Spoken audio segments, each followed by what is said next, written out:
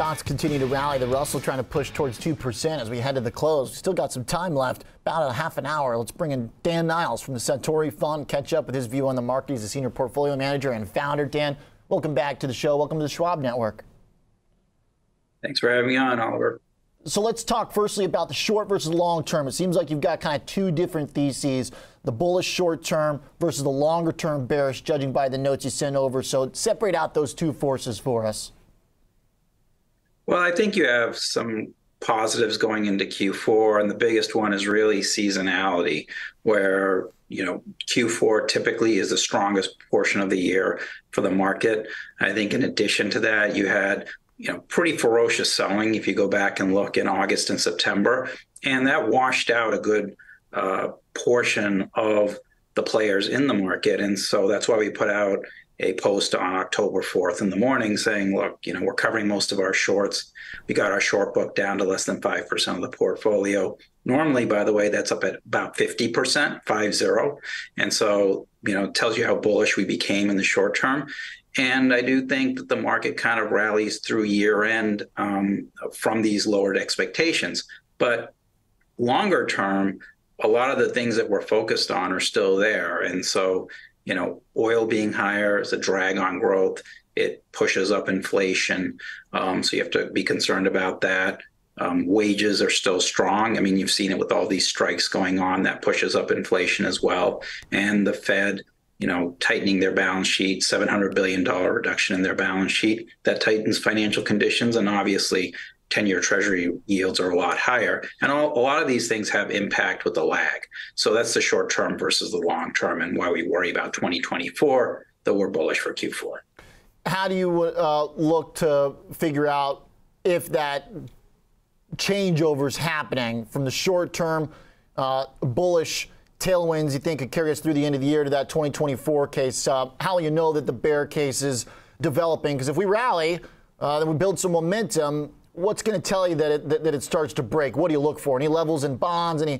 Any stocks in particular sectors that might break down and give us the heads up? Yeah, I mean, the first thing I honestly wake up and look at every morning is where's oil?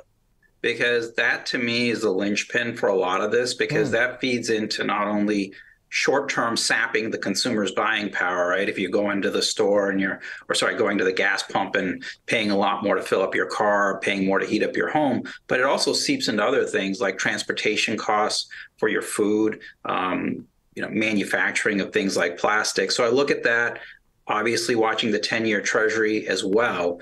And a lot of this is managing the portfolio day by day. So I have sort of a longer term view, but if I'm seeing, let's say, Israel full-scale invasion to Gaza and oil goes up to 95, then, all bets are off for Q4. And so some of this is you got to just watch it daily, see how the different things interact. The US dollar also is a big deal because that's up about 6% since mid-July. And so for some of the mega caps that are going to report, and these are up almost 100% on average, year to date, the Magnificent Seven, as people call them, that's going to have a big impact on their revenue guidance for the fourth quarter, because you've got 53% of revenues for the Magnificent Seven outside the US. That's only about 20% for the Russell 2000 and 30% for the S&P as a whole. So this earnings season is going to be interesting, not only to see, well, how do companies guide, but as you saw with Pfizer today, how do stocks react to that guidance? And so unfortunately, it's looking at it day by day. And with the volatile situation in the Middle East, that's what you really have to do. Okay, I like that. Very helpful to think of crude oil as kind of the centerpiece there as a bit of a macro guide. You mentioned the $1.02 in rates kind of informing that longer term higher for longer environment. Sounds like just generally you don't find that to be super amenable to like a blockbuster style rally. No, and I think the one thing we haven't talked about, which I want to bring up, is valuations. Okay. And that gives you a risk profile around your investments. And so if you think about it from 70 years worth of history, when you've had CPI between 3 to 4%, which is where it is today, right? It's at 3.7. The PE multiple for the S&P is about 17.5 times. Right now it's sitting at 20 times. So you've easily got 10% downside to the market just to kind of get it back to the average. And there is a good case for higher for longer because the labor market is so tight and commodity prices are going to hang in pretty well just because people aren't investing in expanding oil production, et cetera. So I think you're trying to balance those two things out in terms of short-term versus long-term. And the one other big piece to this is don't forget student loan repayments, which have been on hold for 3.5 years. They restart at the beginning of October, and that's going to affect about 25 million people. And that's right when you're going into the holiday quarter. And so that's a big change relative to the last 3 years going into Q4. And need to keep that in mind as well. Absolutely. Okay, let's talk a few of the themes that you do like still, it seems like, and you want to be a part of, which is the GLP and Chat GPT, right? There's a lot of G's and a lot of P's. So, I mean, here's the thing, though, is that the kind of short-term bullish versus long-term bearish, I mean, a lot of people are arguing right now that what's happening in the AI world is going to be so tech revolutionary that we might be able to just power through some of these macro weights and kind of overhangs. I mean, is the AI rally that big that maybe it can overpower whatever kind of macro burdens we must carry? What do you think? I mean, yes and no. And what I mean by that is everybody's trying to throw all the companies in the same basket. But if you look at it, NVIDIA absolutely crushed their forecasts when they reported, right? Their July quarter, they beat revenues by 21%. They raised the October quarter by 27%. Yep. The stock is down from when they did this. So that in and of itself tells you that you're going to have to get a little bit more picky around things like valuation. But NVIDIA is the exception to the rule. If you look at Microsoft, which owns 49% of OpenAI, which produced ChatGPT, when they reported in their June quarter and guided to September, they actually guided the September quarter in their intelligent cloud division below forecasts. Not by a lot, it's like 0.5%, but it was still below what people were thinking. And Oracle's another example of that. The stock went down the most it had ever gone down in a day in over 20 years when they reported and guided, even though they're talking about how AI benefits them over the longer term. They guided below revenues and EPS for their upcoming quarter. So I think you have to go through this one by one. This isn't like it was the beginning of the year where you could pretty much buy anything and it went up. And so you're going to have to, I think, look very closely at earnings season because, as I said, the Magnificent Seven, on average, these stocks have almost doubled from the beginning of the year. But I think much like you saw last quarter, the results are going to be very different. That's why for us, we like NVIDIA, Google going into this earnings season coming up, as well as Amazon.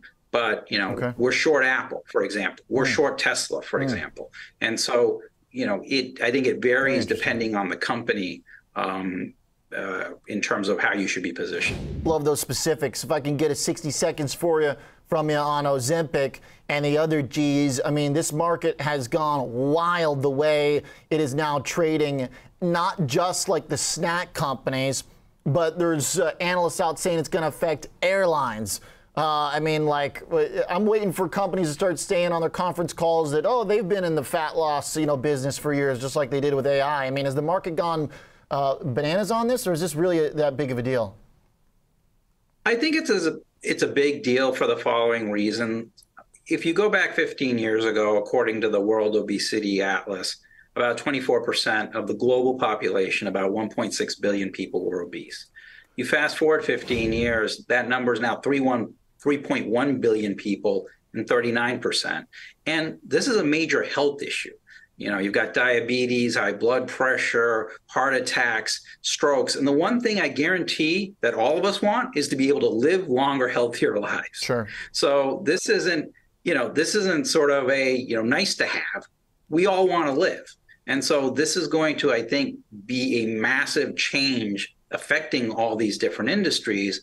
And so for me, we own both NBO and Lilly for those trends, and we've owned them off and on all year. But I think these have the potential to be the biggest drugs of all time for that simple reason of we all want to live longer and healthier. So that's where we're sticking. Alongside of it instead of trying to short the other stuff that's going to get disrupted by it? Yeah, I mean, we're looking on the short side as well, but it's sort of a balancing act where a lot of names we think have gotten beaten up too much because this is going to take place over a longer period of time. It's not like this is going to happen all of a sudden in the fourth quarter. And you've seen a lot of the consumer staple stocks get just absolutely destroyed off of this. And so we actually bought into some of the consumer staples, a pretty wide basket. It's over 40 names. And we actually bought into the small cap basket as well, which has some of those plus a whole bunch of other stuff in there because they've really lagged the market. So we sort of have this barbell strategy of we own the G's, as you said, Oliver, right? GPT and GLP stuff. And then on the other hand, we have the stuff that people absolutely hate right now, like consumer staples and the Russell. And that's sort of our barbell approach going into the fourth quarter. I like that. And the barbell approach to the weight loss trades. Another way to cast it there. Thanks, Dan, for the convo and the deep analysis. Appreciate the catch up. Thanks, Oliver. Absolutely. Dan Niles, founder and senior portfolio manager at the Satori Fund. All right, there you go. From the macro down to the stock picks and the particular company narratives going into earnings season.